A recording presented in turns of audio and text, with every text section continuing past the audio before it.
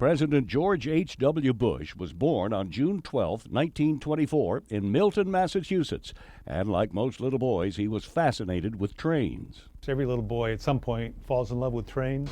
At the time, trains were the primary mode of transportation in the Northeast for passengers and freight. Many of these cars came from those railroads, and so really it does represent our history in a variety of companies.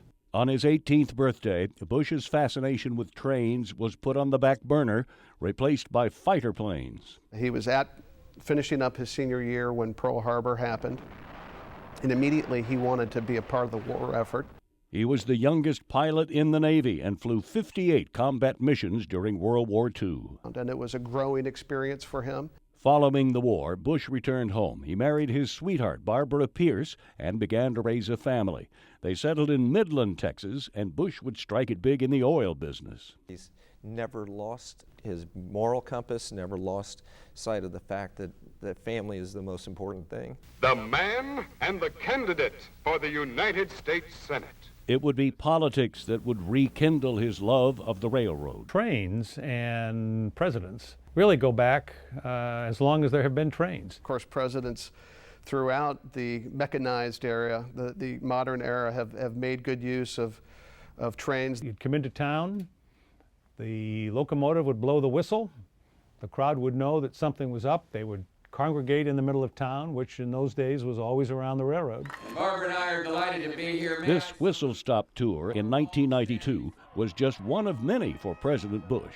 So many, many, many presidents have stood on rail cars or have ridden on trains as part of running for office or serving the public. Now, the trains he loves so much will carry him to his final resting place. For the funeral, it really has taken on a special significance. Union Pacific granted us exclusive access to the cars that will be carrying the casket and the Bush family from Houston to College Station. I think this was really the government and the president thinking about what would be appropriate to honor a life of public service on a scale that is really unmatched. 10 cars will make up the funeral train, including engine 4141, named in his honor. This is really the only one that's ever been done for an individual. Well, there was a lot of discussion about what should the paint scheme look like? How should we honor him? The train is a self-contained unit, so the first car is a power car.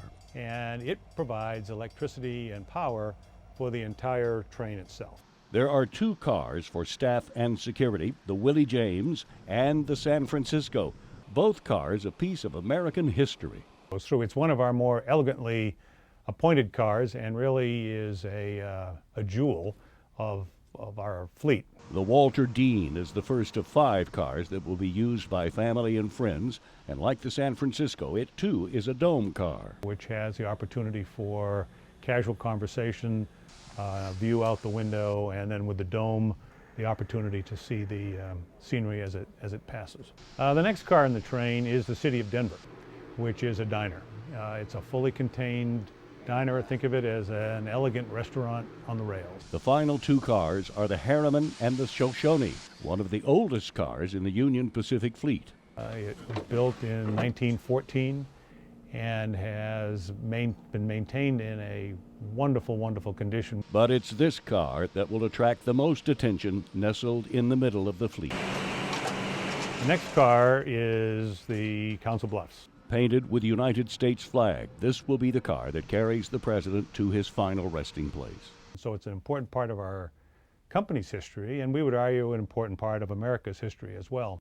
That's because Council Bluffs, Iowa, is where President Lincoln stood and decided that the first transcontinental railroad was going to be built. And while we weren't allowed inside, we're told it'll be retrofitted with glass doors on both sides so onlookers can see the casket and pay their respects as it makes its way to College Station. The idea of a presidential funeral train really is rooted in our history. Presidents Lincoln, McKinley, Roosevelt, and Eisenhower all used trains as part of their funerals. I don't believe that there's been a train part of a presidential funeral since President Eisenhower. 1969. So you have to go back a little ways to find the last one.